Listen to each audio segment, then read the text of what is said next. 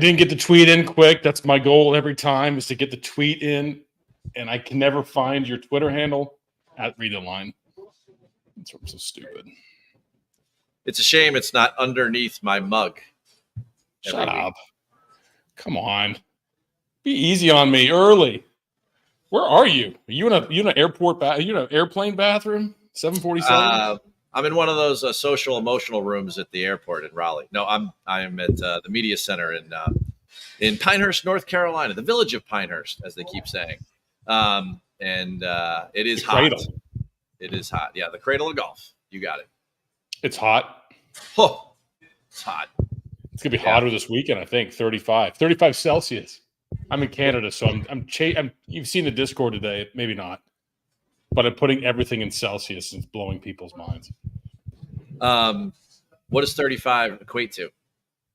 Times 1.8 plus 32, so around, it's close to over 100. Yeah, it's going to be 100 here for sure. Yeah. I'm getting a number of things. I'm so excited for this week. I am so quote dialed unquote in. Oh, I'm dialed like AT&T. This seems too easy for me, and I'm just teasing things out in the Twitter sphere to see how people react. Yep, we'll get to that in a second. Okay, but there's I've never seen. Well, it's golf. Of course, I've seen this. Chances are you've seen people have differing opinions in golf on Twitter. Chances. Like no other sport. It's unbelievable. But there's the mindset that it's bombers, and then there's my mindset, that it's more around the green touch and putting this week. You have to be pretty deft at those things. Yeah. And I think that what's the over under in Vegas right now? 4.5 for finishing score. Okay. These guys are going to have to make some par saving putts and be pretty handy around the green. Like, I think the assumption is that, he's playing great with his irons. He's a great iron player.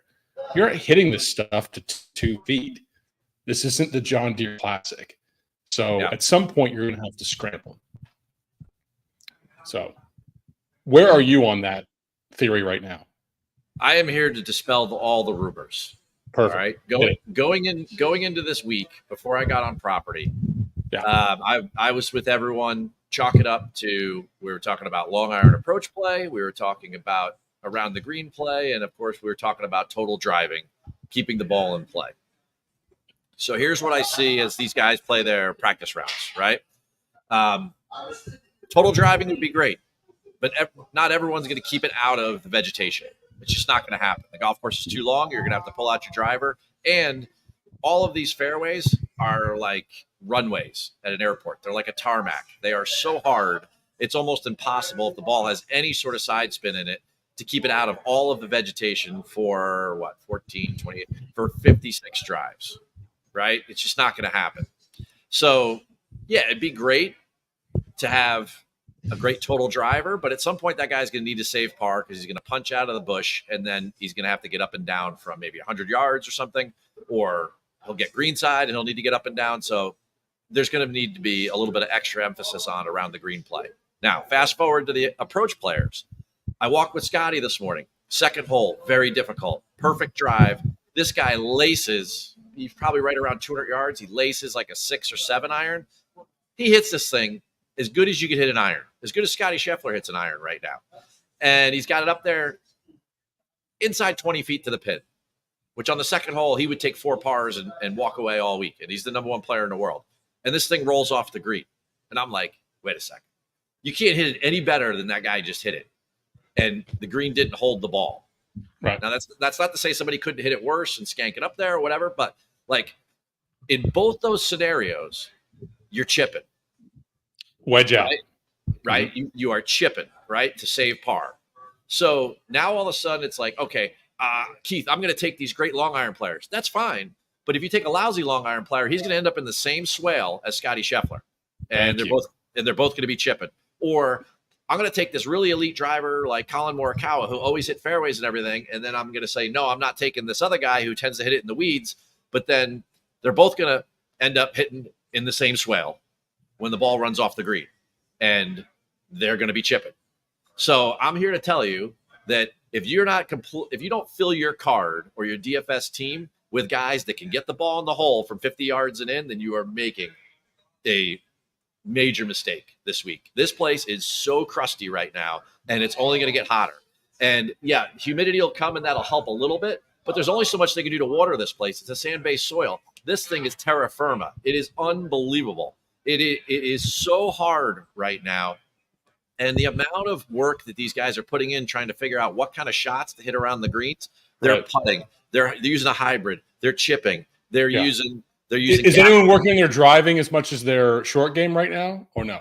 They could give a shit about their driving, and they could give a shit. They could give a shit about their iron play. I'm telling you right now, like, you have got to load your team with guys that can get the ball in the hole, and then you got to have guys that are going to be able to make like 12-foot putts, because then when they do knock it up there and it just continues to roll all over the place, right? Then you're going to need a 10-footer to save par. I mean, this is what you're going to have to do. The USGA, they had 262s in the opening round at LACC. That is not happening here. No. There's no way. There's no way. They're angry. Now, tell me this. If you had one player in the field who you said you can take one player with the best short game and the most clutch putting and best putter on earth right now, both. Yeah. With guts. Oh, and with stones. Not a major. With serious stones. Who'd you take? And with a great comp win, right? Don't forget, in 2022, this individual, he had the best comp win, and he also won a major over the number one player in the world on the back nine on Sunday because he stared him down, right?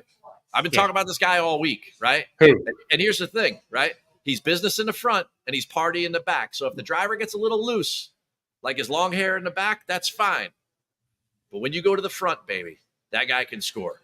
He is all business. He's going to take care of people this week. You watch. Say his name, Keith. Say it. You know who it is. From the sand belt of Australia. Cam motherfucking Smith. The same sort of turf. 7% project ownership. I'm getting hammered on Twitter. They're laughing at me. They're saying his 80 at the Live Houston on this exhibition tour, which you could give two shits about. You want the most gutsy fucking player who has the greatest hands and the most clutch putter in the world? Oh, I watched the 14 fourth round.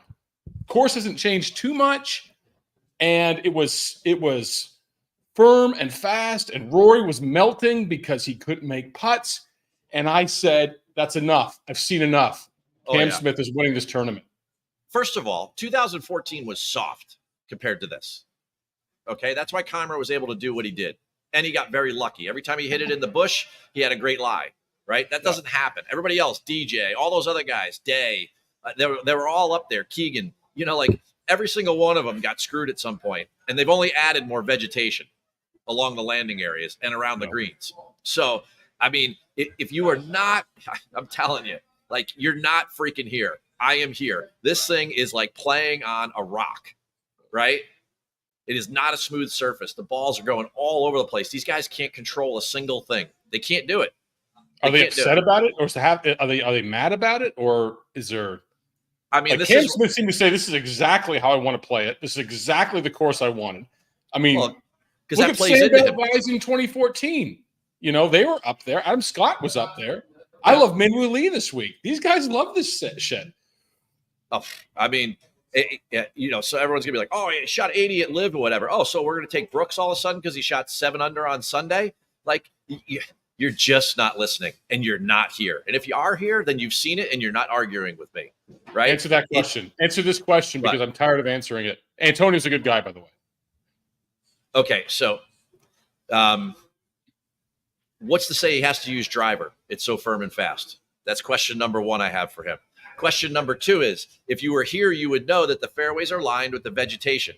If you hit it way offline, then you just go into pine straw in the trees. Yes, he'll be punching out, but you know what? Other people are going to miss fairways. And when they do, they're going to have to, I mean, unless you're here and you watch these balls react during the practice rounds, you're just not getting it. right? You're holding on to this ideal you have in your head of what you think you see, but you're not experiencing it. I'm telling you, this thing is like way out of control already. It's completely crispy here, and it's only going to get worse. Yeah, what are they saying? 13 and a half stimp on flat surfaces on the greens. And I mean, it's nuts. I keep seeing guys that are really good putters putt the ball off the green, and they're not doing it to go then like walk down there and chip. If they put some of these pins on some of these like outcroppings of these greens, these guys will only be able to chip to them, and then they stand a chance of putting it off of it again. Right? So you think like a +4, I mean a -4 winning score type thing?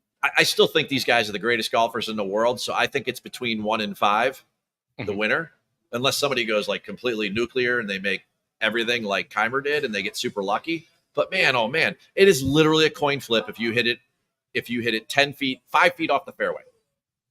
So who does that eliminate for us at the very top? You hate Rory from 50 yards in. Well, Rory's not bad from 50 yards and in. He's an open champion and everything. But what I don't like about Rory is that, you know, his miss right now, and what I saw last week in Dublin, Ohio, is that he's still got that long left miss, right? This is a classically designed golf course, Donald Ross, all right? I spent 23 years of my life as a club professional, and I worked at 4 different clubs. Tell him, Keith. 11 of those years were spent at 2 different Donald Ross golf courses, okay? I lived there. Brayburn Country Club up in West Newton, Mass, and then Warwick Country Club down in Warwick, Rhode Island. All right. Shout out to Rhode Island. Not a road or an island. Go ahead. I'm just telling you, I know what these golf courses are like. Donald Ross is one of the best ever. And what he did was that you'll hear all this shit about switchbacks and turtleback greens and all this other stuff and everything. All you need to know is that all of his golf courses, right? I mean, Oak Hill is the same designer as this, right? Mm-hmm. The guy was a genius, and he was a genius at one thing, and that is preserving par. He makes it impossible to make birdie, and he makes it super easy to make bogey. So if we go out there and I'm a scratch golfer and I'm fighting for birdies, it is so hard for me to do that, right? And I end up with a lot of pars. Now, on the opposite side, Max home a lot, by the way. On the opposite side of that coin, right? Let's say Wiley's a bogey golfer. We're both in the same chipping swale. I'm trying to get up and down for par, right? But all you do is you just take your putter out, you whack it onto 20 feet, you 2-putt, you make bogey. Like, again, he's so good at taking these situations and making these guys make really, really objective decisions. And they hate doing that. They just love to know, like, what's going to happen to the ball. And there's going to be so much unknown in all of this that it's going to be super frustrating. And this is why these guys hate the U.S. Open, because it's just too darn hard. It embarrasses them. There's going to be people ejecting out of this thing like we're filming Top Gun 3. I mean, the cockpit is going to be flying, dude. It's going to be unbelievable. You're going to see a guy just cruising along. You know, it's going to be like Rico Hoey tomorrow morning. It's going to be like, oh, my God, Rico Hoey. You're going to see all the tweets coming out. He's 3 under through 4. This thing's over. You know, like this guy's first-round leader, right? And the next thing you know, you're going to look back like an hour later after doing work in your office. You're going to be like, Rico Hoey shot 80. Yeah, you're like, what just happened, right? Like, and I'm just saying, I know he plays early, so I'm not picking on him, but it's just an example of this is how much this is going to happen. This is survival of the fittest. This is just get through, and then add him up with like 3 holes. This is a long answer for Rory McIlroy, by the way, because you were saying he's a case of the lefts or poles. What were you saying? Yeah, he's just hitting it. Okay, so Donald Ross, as a classic designer, back then the big 2 misses were long left and short right. Coxman too, apparently. What's that? Read the comment. What? Drew Coxman. I mean, obviously he was alive when Donald died in 1948. But that's neither here nor there. So, you know, like his ex-wife. So yeah. Oh, geez. The ghost of his ex-wife. That's. I mean, it could be. What's that website like? Family Tree Now or something? FamilyTree.com. Anyway. I mean, I don't want to insult anybody. So, but the point is that Ross was just so good, and long left and short right are the 2 worst misses on all of these greens. And Rory's got the long lefts going. It's just going to be tough. I just don't see it. And where Rory's great is when he can drive the ball like he does at Quail Hollow, and this is the opposite of that, right? And there's 2 things I don't put stock in. At majors, I think I question lead in form because a lot of these players who are just, you know, either major winners, have so much money. I don't put lead in form in the Live Houston at all on my register. I don't care if Cam Smith shot 80. That's a benefit to me. He's 7% projected ownership. That means 93%. What are you even talking about? Live who? Where? Right. Who won? Who won? Who gives a shit? Nobody cares. Nobody cares. Nobody cares, right? If the Cliques won, it's a farce. Well, no, but the whole point is that like the guys that are even in that league don't care. It's obvious. They don't care. Yes. Don't care. But 93% of the people in the field at right now on DraftKings in the $1 million contest are not playing Cam Smith. I'm like, perfect, fine. Like Colin Morikawa to me, I think 30% of the field close to will play him. I don't like Morikawa this week. I just don't think he has the same. You do? I do, yes. I do. I don't like Hovland. I like Morikawa. No Hovland. No Hovland. No. Hatton might kill someone this week if things go wrong. I like Hatton. I like Hatton this week. I love Hatton this week. I do. Hatton. So here's the Hatton scenario that we want. Come Sunday, we want him to be like 5 groups from the end. He shoots like 67 and he jumps a bunch of people and he's in like a half an hour before or 45 minutes before the leaders, right? If he's in the last group on Saturday, then I'm selling that ticket, right? Yeah. Like, you know, he'll go mental. But like if he could just be quietly under the radar, he's not getting press conferences all week and he just kind of does his business, he has the perfect skill set for this. You know, he's an impeccable ball striker off very, very firm surfaces, right? Yes. Everyone uses this like, they're like, well, at my club, like nobody, no, right? If you want to know what Keith, go. If you want to know what it's like to hit this, go out to your driveway, drop a golf ball on it, and you tell me how easy it is to hit a golf ball because that's what they're hitting off of. That is literally what they're hitting off of. And if you miss by the slightest bit, you are cooked because that ball will have no spin on it. And as soon as it hits the ground, it is gone, right? It is gone, right? And then you're chipping. And then, you know, like, so now, who are the guys that can hit the ball like that? Well, you're talking about the guys that are in the best form right now. So like a Morikawa, like the kid, like Xander, like Scotty, right? I mean, those are the guys that you really want to like a hat, you know, like those are the guys you really want to lean into because like a Keegan, like a Russell Henley, like Wait, don't say Keegan. Why did you do that? I'm just saying he's hitting the ball really good. Really good. Really good. No, I mean, for me, like Scotty's likely winner, right? I mean, you probably have a majority of your lineup Scotty, or at least minimum one of like a Scotty and a Xander or a Brooks, or I like Bryson too. I have an argument of why I didn't go single bullet Scotty, but why? Scotty, well, because there's so much luck involved in what we're playing this week, right? Okay. So if you didn't take Scotty last week, you missed the boat. I mean, there was every precursor there that you take Scotty single bullet and then you just run with it. The guys gained like 112 strokes against the field the year before and lost 100 with the putter, right? But he went right back to the same golf course in the same hard and fast and firm conditions. But he had like bumpers around it, like when you take your kids bowling, right? And there's no gutters, right? Yeah. So then like he was able just to knock it around. The guy made triple and he still won, right? So that was the time to take him. Now this week it's a USGA event. Luck is going to play a huge part in all this. Right. There was a question in there about Scotty's putting. Scotty's putting will be fine. You know, I talked about this with Pat. He asked me a question. He goes, how grainy are the greens going to be? The greens are basically dead. Okay. It's like putting. Yeah. It's like putting on linoleum, right? There is no grain or anything there. Now, the areas around the greens with all that Bermuda, they are very grainy. That will determine the types of shots. You'll see the guys, you know, if they're into the grain, then they're not going to be able to get the ball up high because the leading edge of the club will grab and all of that. So like you're just need, again, more around the green acumen, but that's a theme here. But, you know, the putting is going to be basically like putting at Sawgrass, like on that Poa Trivialis overseas. It's just going to be perfect greens. They're going to be perfect, you know, and it's what Cam Smith said. He said the best greens I've ever played in my life on any tour. Yeah. Answer this question because our Discord, by the way, at Run Pure Sports, our Discord, Keith's in there, Andy's in there, Big T's in there. We've probably had 15,000 messages since lunch. Since they're all watching the show right now, they said the Spieth steam in the chat, our Discord chat, is out of control. Keith, save us, because you know we talked about shot makers and putters, and now Spieth is going out of control. This is the best case scenario for Spieth, and I still wouldn't take him. But this is the best case scenario for him because he's going to drive the ball really well. His approach game is atrocious. It was awful last week. I wrote a whole article about it. I even quoted Charles Dickens, right? I mean, it was the best of times. It was the worst of times. Spieth will need all of his magic beans. There's no doubt about that. And the reason that I won't be totally off of Jordan Spieth in the Discord is I would just say, well, this plays into his hands because he's that good of a wedge player. But as far as the approach game goes, he's going to be missing greens just like everybody else. So you better hope he's having a good around the green week, because there's no way you could justify taking Jordan Spieth if you're favoring approach in your lineups. Right. I've watched it 3 of the last 5 weeks live. You cannot. There's no way you could justify that argument. I don't care who you are in the Discord.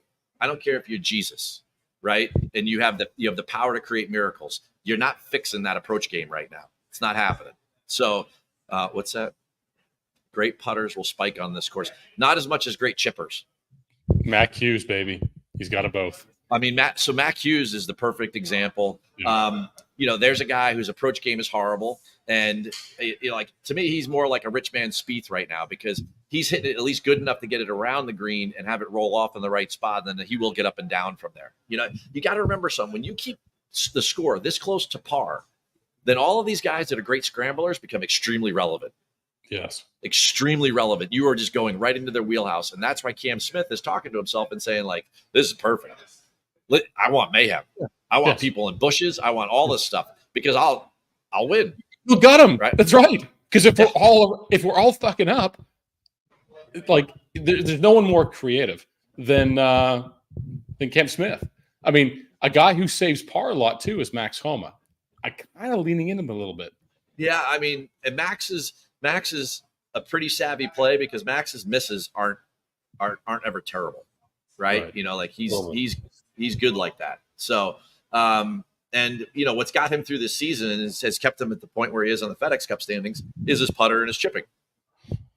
So, dude, Hideki, this screams Hideki right now. Yeah, as long as he doesn't withdraw at 6 a.m. tomorrow. Stop. Moving on. I mean, the good news about Hideki is that there's not a lot of local thunder on him.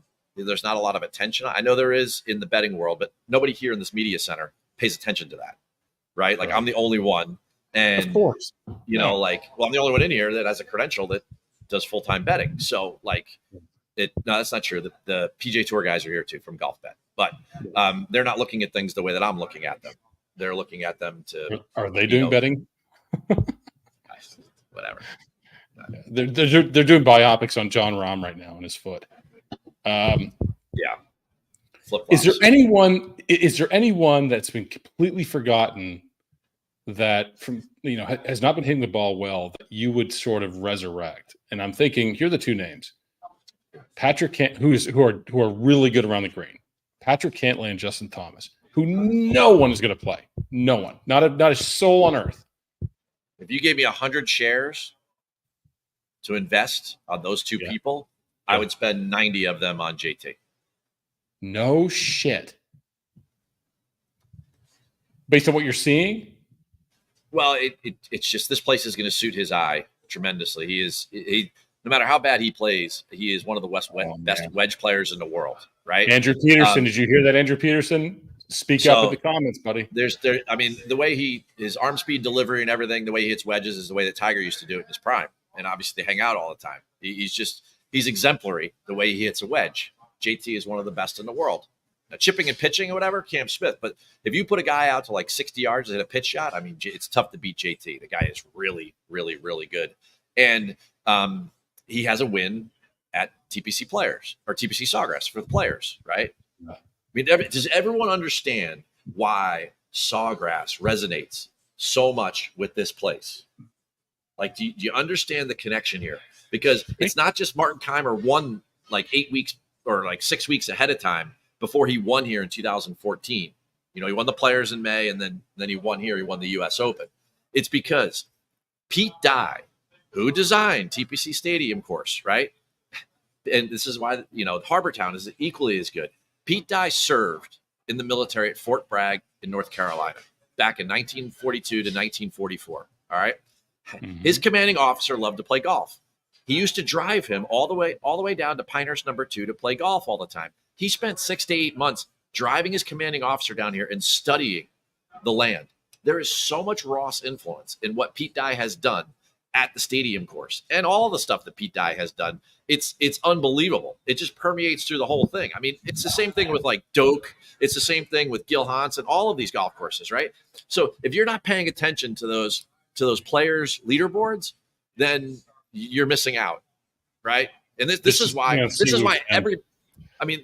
everybody is like, this is the perfect course for Scotty, because it is, because the guy's the only guy ever to win back-to-back players.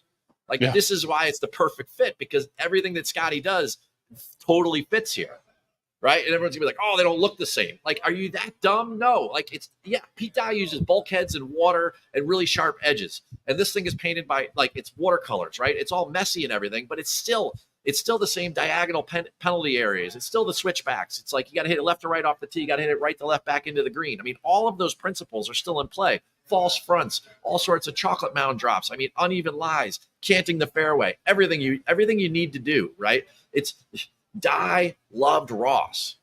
And that's why this is so important to do this. And if you're in $1 million like contest, like, this is stuff you can truly hang your hat on.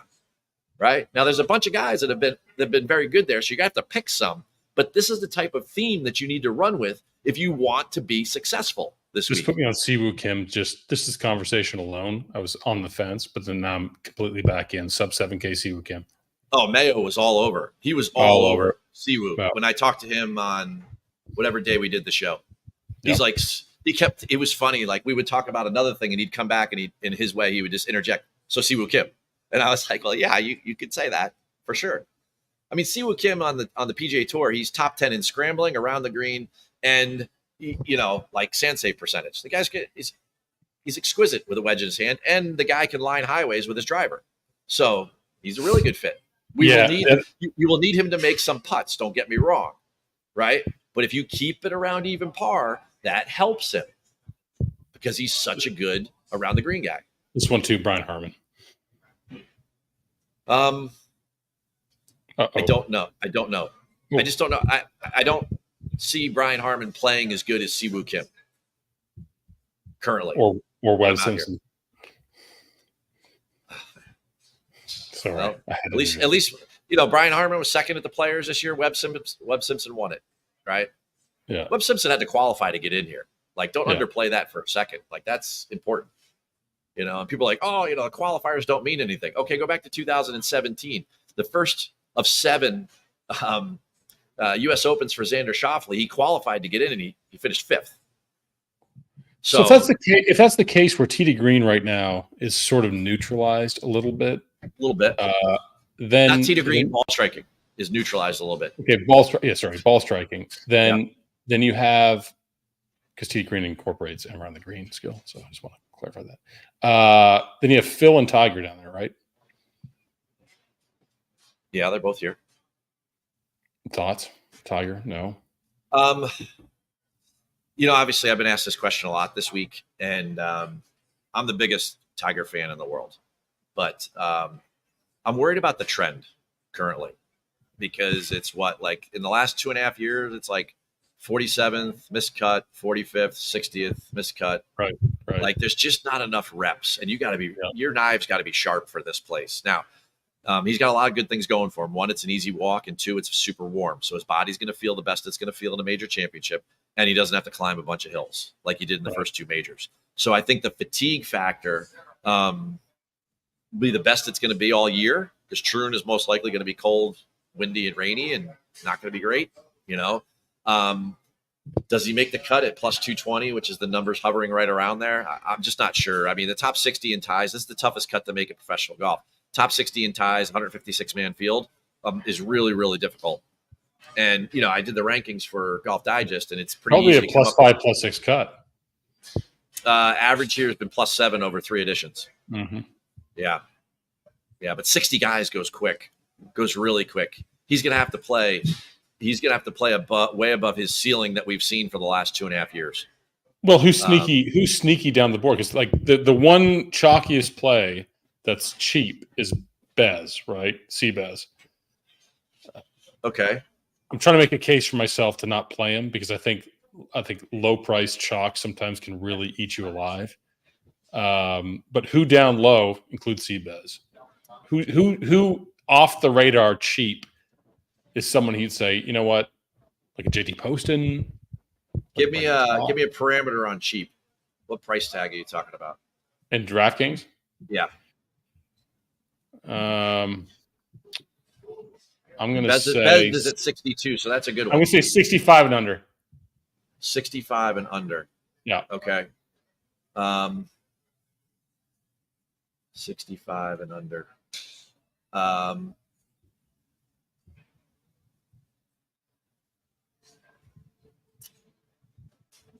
Mackenzie Hughes.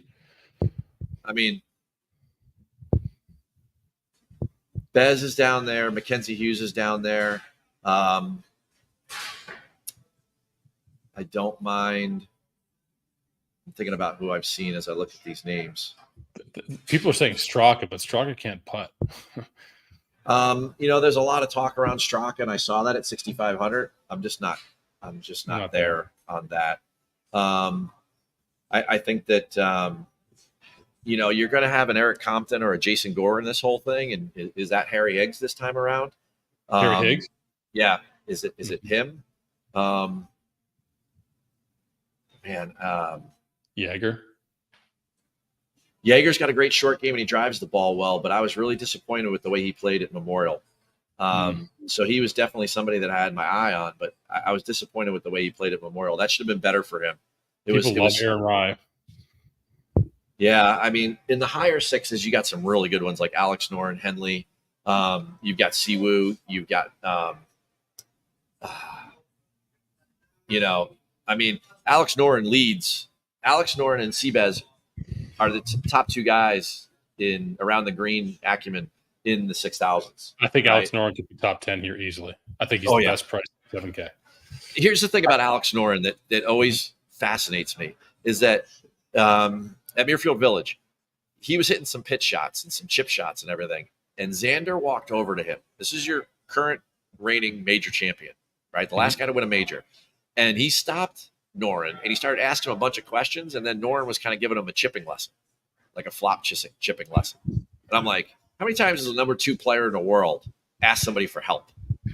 Right? And I'm not saying that Xander was struggling. All I'm saying is that Xander was curious on how he was doing what he was doing. Right. And Noren was hitting these really, really crafty shots, these like high flop like spinners. And it was like, even when I was watching, and I was like, man, how's he doing that? Like he's doing something there. And it was really not like totally obvious to the eye. So it's one of those things where like, I mean, I think that Noren's going to be great in matchups. He's going to be great in placement cards. He's going to be great in lineups for sure. I feel like Sam Burns is too cheap here. You hate Sam Burns. Tell me about Sam Burns' Saturday or Sunday round at Augusta. It was horrendous. No, he missed the cut. Tell me about his Saturday or Sunday round. Friday was horrendous. at Valhalla. How about his weekend at Valhalla? Yeah, bad. He was at home in Louisiana. So, like, he missed the cut in both. I mean, you're not asking me about Wyndham Clark. Like these guys that haven't. I'm playing some Wyndham Clark. Good. That's good. All right. Harris English, I love this week. Guy's 8 for 8 making the. Hey, say what you want. He's 8 for 8 making it in making cuts in. But describing what just like Memorial last week, he sucked. Describe to me what Harris English does well.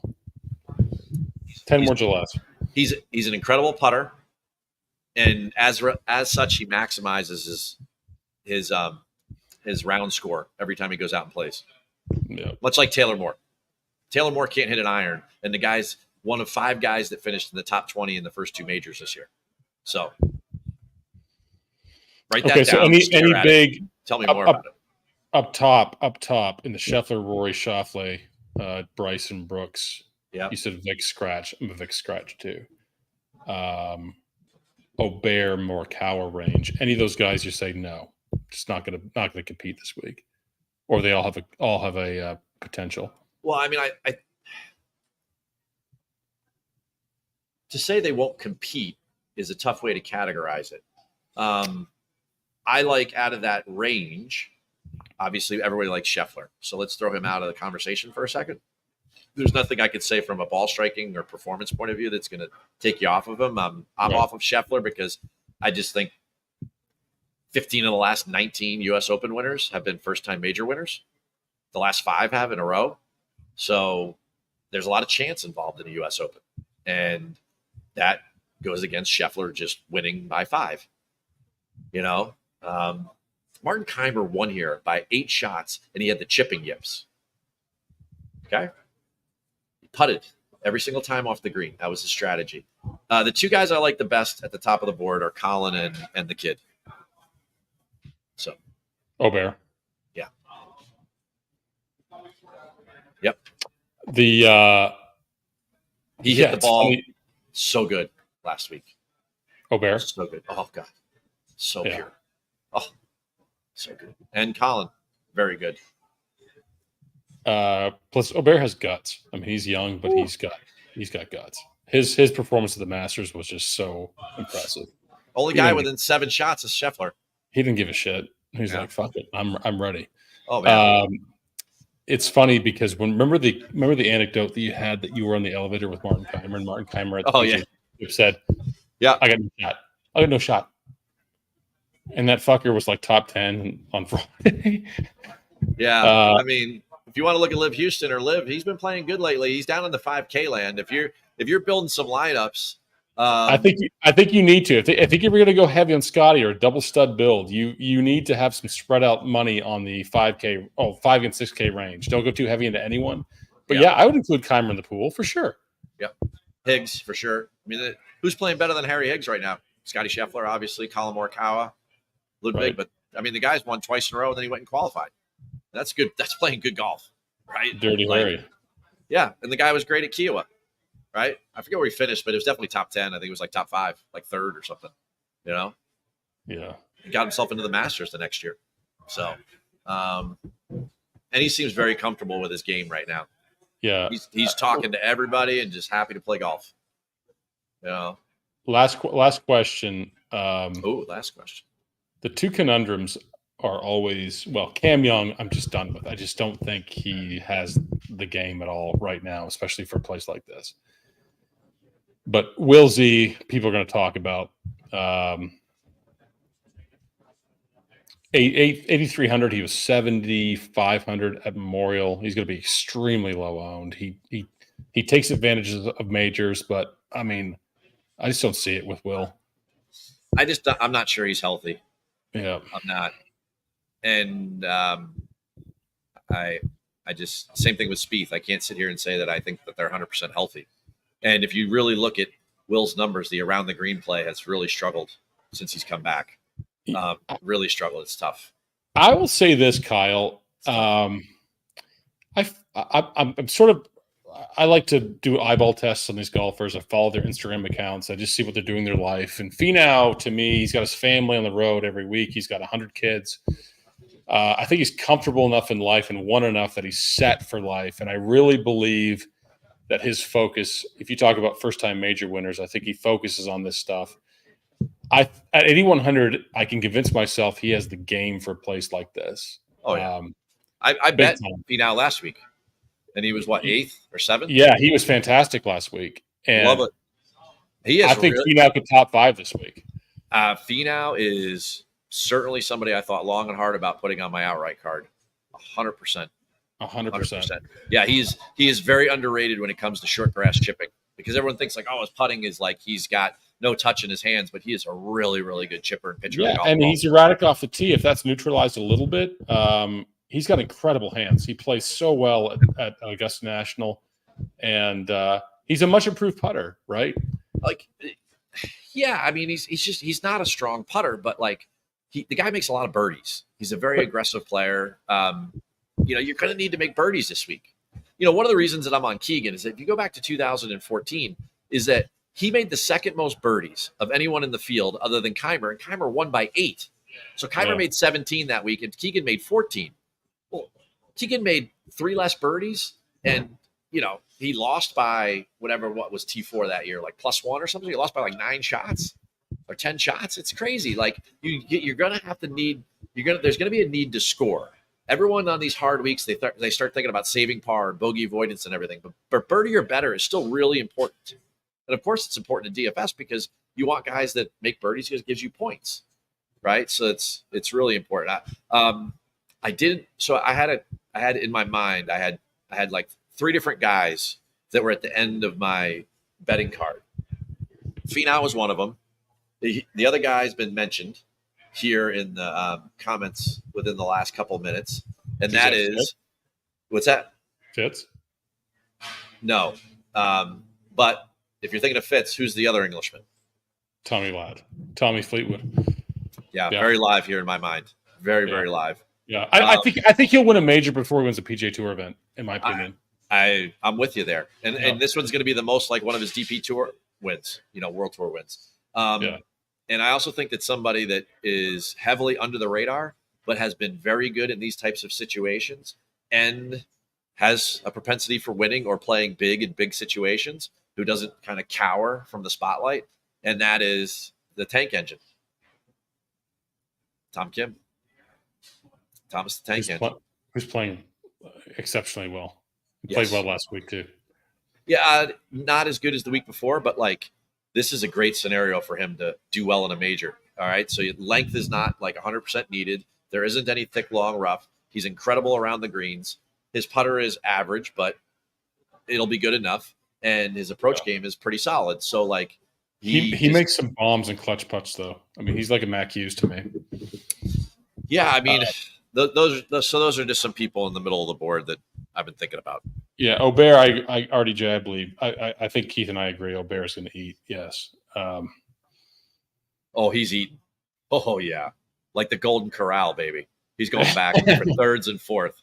Oh yeah, like stopping at Buc-ee's down here on the highway. Yeah, Buc-ee's. All the kids love Buc-ee's now. Buc-ee's.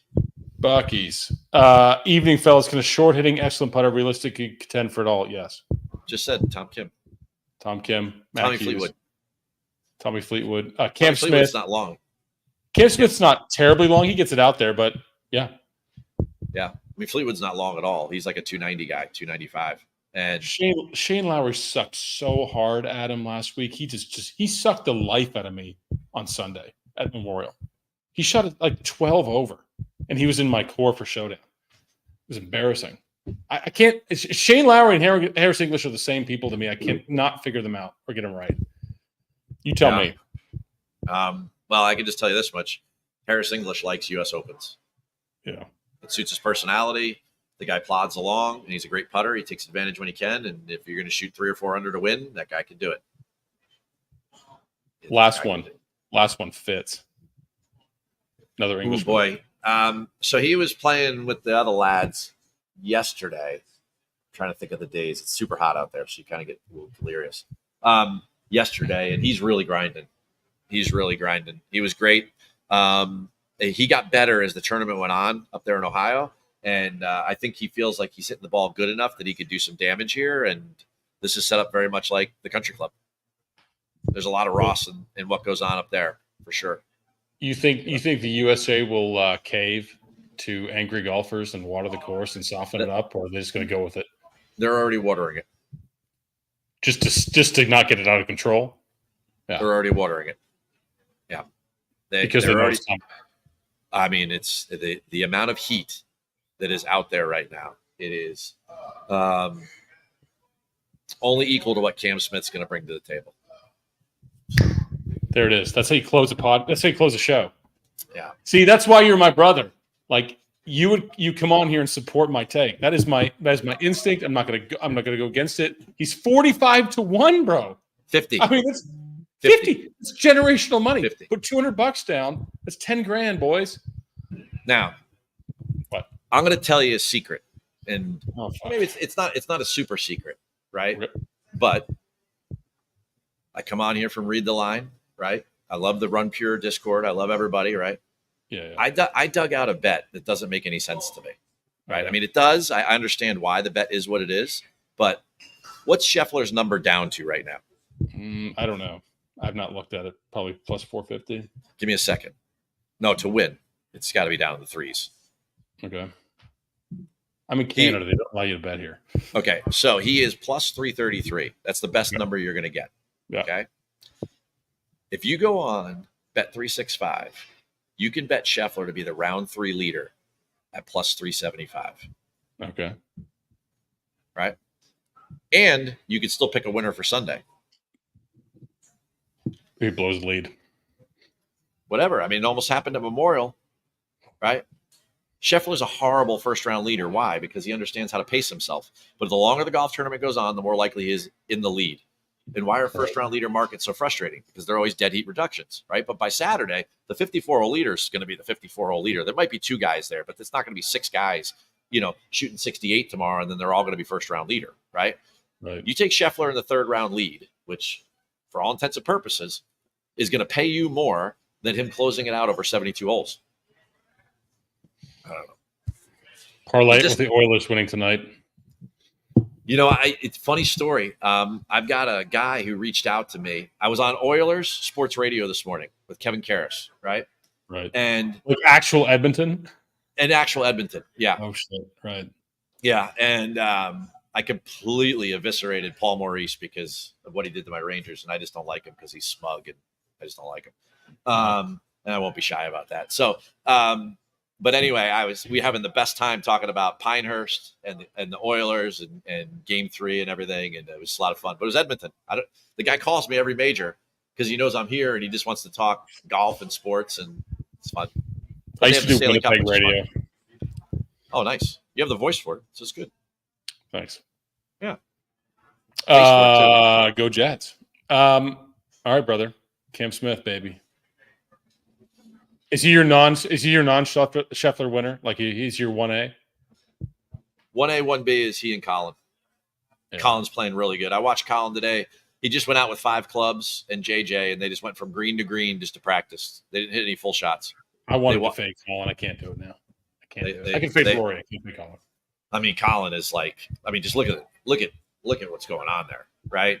Yeah. 3rd, 9th, 16th, 4th, 4th, 2nd. He's gaining like 9.5 per start over the last 5. And here's the kicker, right? The guy was never a good putter and never a good chipper. And he's gaining 2.5 around the green, and he's gaining. That's my thing. I'm in the history with Colin that he was never good at those things. He was a great iron player. I'm like, well, he's gonna be neutralized here.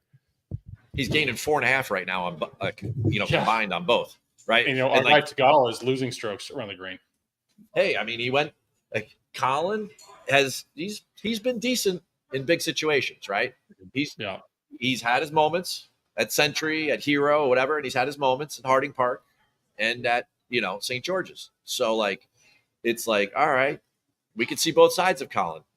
He faced Scheffler and he lost at the Masters. You think Aubert has the same game, same touch around the green? Aubert was a lot better last week around the green, so maybe he's been practicing more lately because he knows this is coming up. I mean, those guys know that stuff. You know what I mean? Right. Like they schedule out what they're working on. But I tell you, Aubert's amazing. I love that kid, man. He hits the ball in 23 seconds. From the time he pulls the club from Scrambling, he walks over, that thing is gone, flushed. 23 seconds. I timed it because I'm like, how fast did he do that? So I'm walking with him at Memorial because I just love watching him hit the golf ball. And that's a big part of it. He's decisive. He goes and he hits it. And that's really good for this scenario because, you're going to need to make decisions. And if you're fickle at all, then, the trolls are going to come out of the force and they're going to gobble you up. Trust me, because this place is wicked for sure. Aubert is extremely decisive and confident. And I think he's the biggest challenge to Scotty over the next decade. Don't forget, too, he has a ton of experience here. He played the 2019 U.S. Amateur here. He knows this golf course, and he qualified for match play, and he won his first match. So he lost in the round of 32, but I mean, that's still 4 rounds of competitive golf plus a couple practice rounds here. He knows this place under the toughest of conditions. That thing's played in August, right? Yeah. It would have been like a microwave down here. I mean, it's brutal right now, and it's Father's Day. Oh, it's a tough question because he likes both. Aubert versus JT, who wins? Aubert. Okay. Wow. And he put 90 shares of 100 on against Cantley. Cantley's broken. Yeah, I don't know what's going on there. His +7 miscut last week was egregious. At a play, wait, hang on.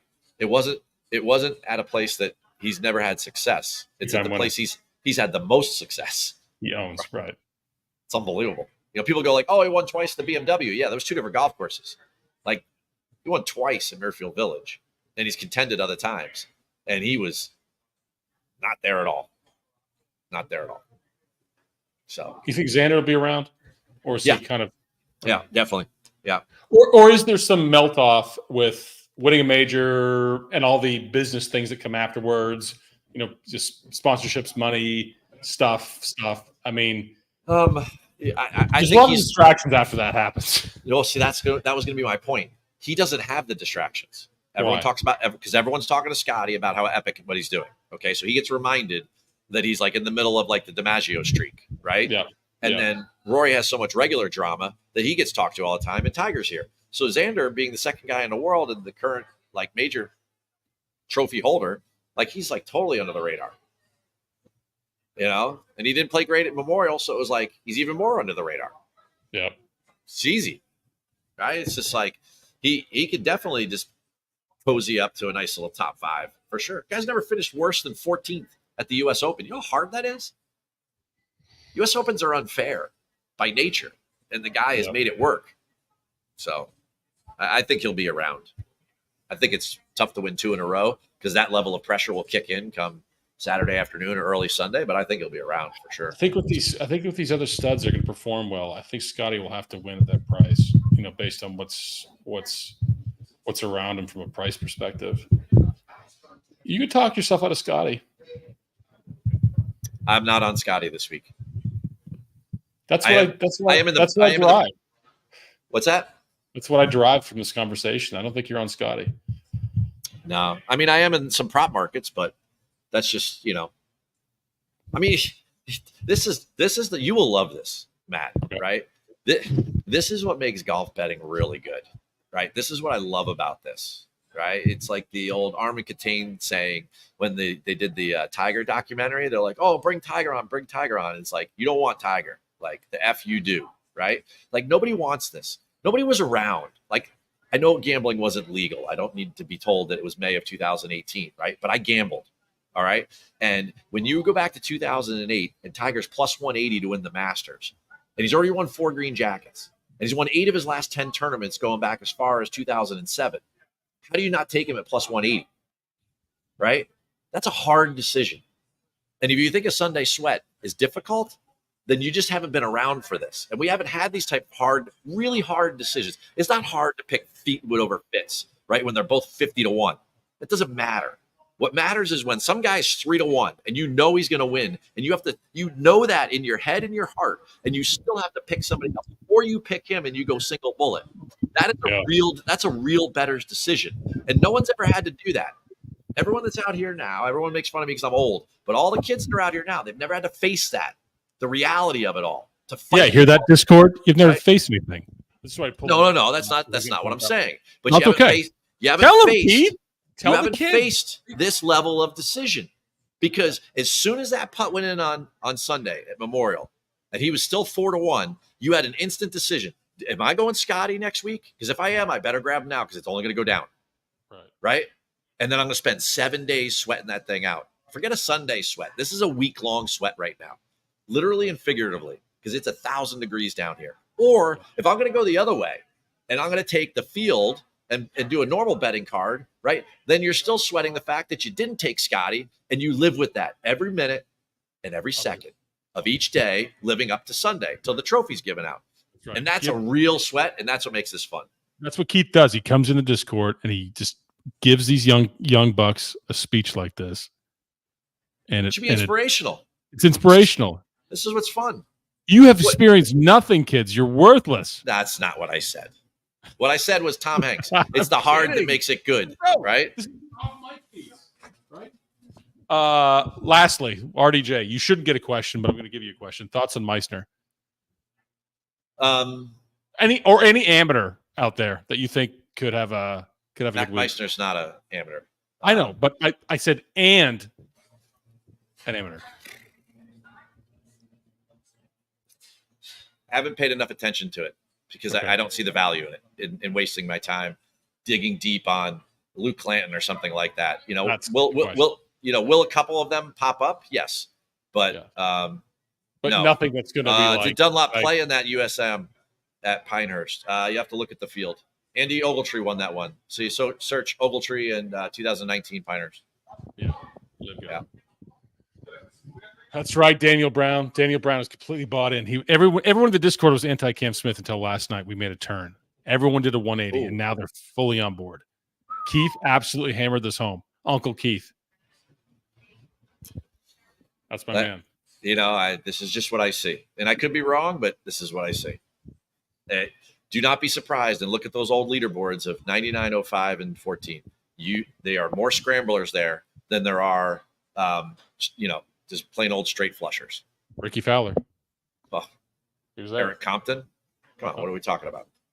Yeah. Matt Kuchar, Stroke game guts. Martial Seam, right? Yeah. I mean, that guy was a wizard. He's like Harry Potter. He probably went to whatever that school was called, Hogwarts, right? He was a magician. Guts, Sandbelt, and around the green. That speaks one name. The mullet. Party in the front. Sorry. No. You got one. Not bad. A little business in the front. Party in the back. Party in the back. There it is. You could be Cam Smith's dad or uncle. Uncle Smith. No? There you go. Later, brother. Peace.